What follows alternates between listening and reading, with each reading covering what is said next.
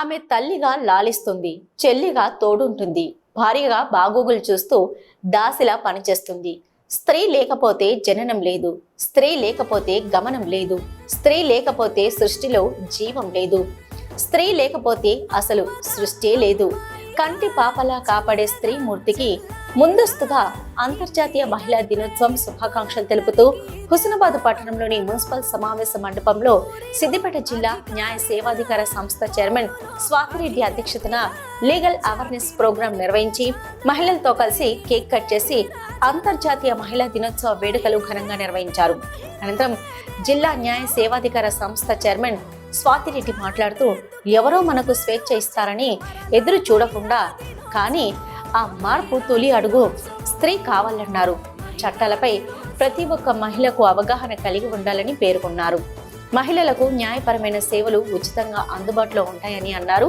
ఈ కార్యక్రమంలో bar association అధ్యక్షులు Muralimohan, commissioner Mallikarjun Goud, CDPO Jayamma, legal cell council member Kannoju Ramakrishna, advocates, మహిళలు తదితరులు పాల్గొన్నారు.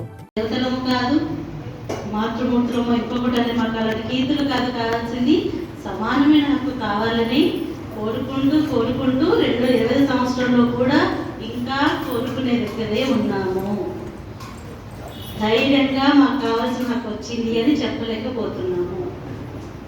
ఇలా చెప్పలేకపోవడం కారణాలు ఏంటి? అవి మనం సమీక్షించుకోవాలి. ఎందుకంటే మనం ఎవరో మనకి స్వేచ్ఛనివ్వాలి అని ఎదురు చూస్తూ ఉన్నాము. కానీ ఆ మార్పుకి తొలి అడుగు మనం వేయట్లేదు. ఒక అడుగు ఎక్కడి వరకు వేసాము?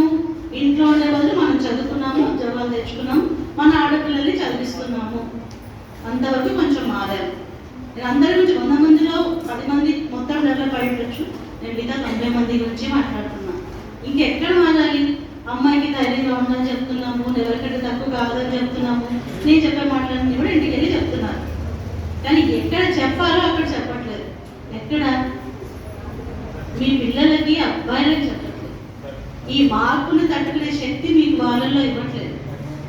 ఎప్పుడైతే ఇవాళ దాకా గెలిచిన పదవులు ఉన్నాను అనుకోండి, రేపు ఓడిపోగానే నేను ఎలా ఉంటాను? ఆ మార్పును తట్టుకోవడానికి శక్తి కావాలా?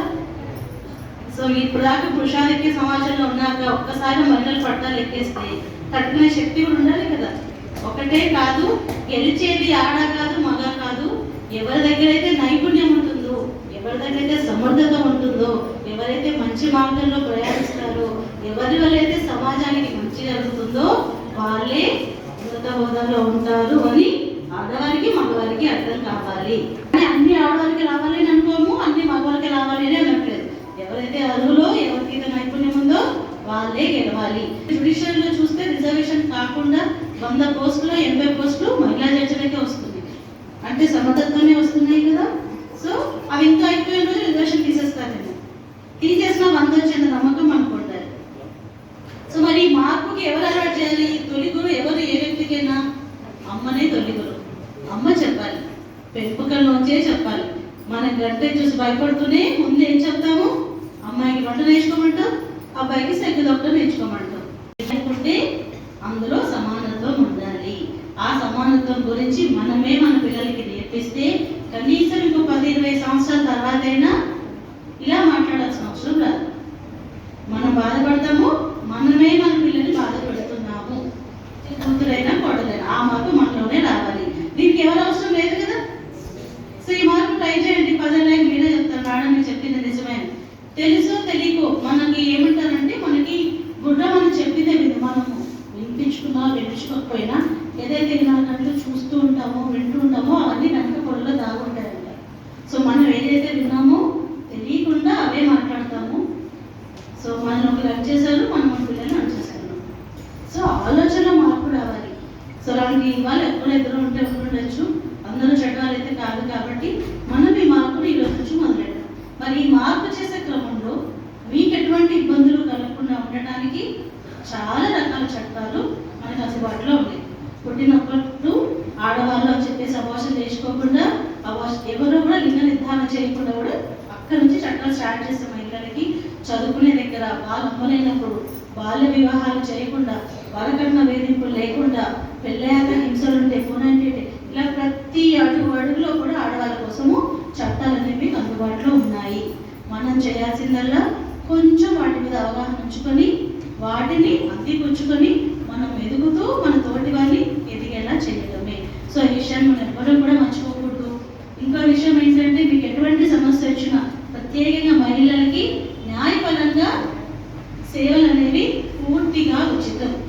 వేరే వాళ్ళకైతే 3 లక్షల ఆదాయం ఉండే వాళ్ళకి లేదా కొన్ని కులాల వారికి మాత్రమే ఉచితంగా ఉన్నాయి. కానీ మహిళలకి మాత్రం ఏ మహిళకైనా కూడా 100% ఉచిత న్యాయ సంబంధిత అందుబాటులో ఉంటుంది. మీకు ఎటువంటి సమస్య వచ్చినా 15100 నెంబర్కి ఫోన్ చేయొచ్చు, లేదా అక్కడ ఒక ఈమెయిల్ ఐడి ఇస్తాం, ఇందులో చూపించాము, దానికి మీరు మెయిల్ చేయొచ్చు. ఎప్పుడు ఫోన్ చేసినా సరే మీకు ఎవరో ఒకరు ఫోన్ తీస్తారు. అడ్వకేట్స్ మా దగ్గర ప్యానల్లో పనిచేస్తారు. వాళ్ళు తీయకపోయినా మీకు వాళ్ళు అందుకోకపోతే మేమే మళ్ళీ తిరిగి మీకు కాల్ చేస్తాము. మీకు ఎటువంటి క్వశ్చన్స్ కూడా సో మీకు కావాల్సిన న్యాయపరమైన సలహాలు మీరు తీసుకోవచ్చు, కావాలంటే అడ్వకేట్ తీసుకోవచ్చు, మీ సమస్యను గట్టిగా పోరాడవచ్చు. అలాగే మనం కూడా ఎటువంటి సమస్యకి మనం కారణం కాకూడదు. మనం ఎదిగాము అంటే అర్థము ఏంటి, పక్క వాళ్ళని తక్కువ చూడటం కాదు. ఇప్పుడున్న ప్రాబ్లం ఎందుకు చెప్తున్నాను అంటే, నేను డైవర్స్ కేసెస్ చేసేటప్పుడు చూసాను చాలా మంది ఆడవాళ్ళు కూడా సహన శక్తి చాలా తగ్గిపోయింది. చిన్న చిన్న వాటికి విడాకులు అడుగుతున్నారు. పెళ్ళిన నెలకి 6 నెలలకి దాన్ని సమర్థించేది కూడా మళ్ళీ వాళ్ళు పెట్టేవాళ్ళే. ఆర్థిక స్వతంత్రం ప్రతి మనిషికి రావాలి. కానీ ఆర్థిక స్వతంత్రం ఉంది అంటే మనకి ప్రపంచంలో ఇంకెవరితో అవసరం లేదనేదే కాదు. ఒక మనిషి తోడనేది అప్పుడు అవసరం, ఇప్పుడు అవసరం. సమాజంలో కలిసి బతకాలి అంటే మనం బాగుండాలి, అందరితో ప్రేమగా ఉండాలి.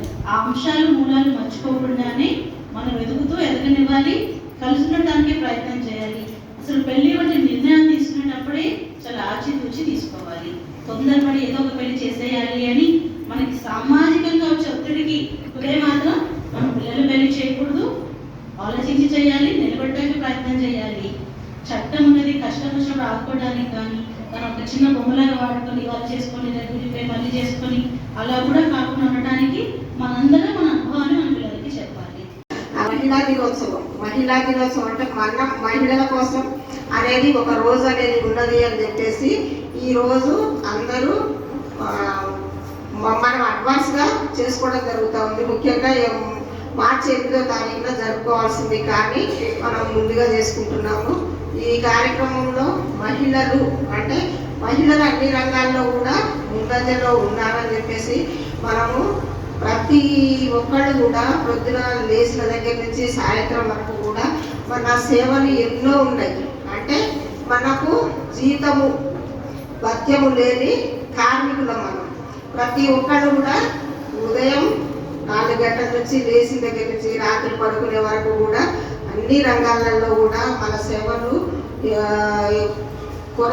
ఎక్కడెక్కడో ఇక్కడి నుంచి మొదలు పెడితే మనము ప్రతి రంగంలో అన్ని రంగాలలో కూడా మన మహిళలు ముందంజలో ఉన్నారని చెప్పేసి ప్రతి ఒక్కళ్ళు కూడా ఇందు లేరు అందుగలనని సందేహం వాళ్ళగలన్నట్టుగా ప్రతి రంగాల్లో మన మహిళలు ముందంజలో ఉన్నారని చెప్పేసి ఇంకా ముందడుగు వేయాలని చెప్పేసి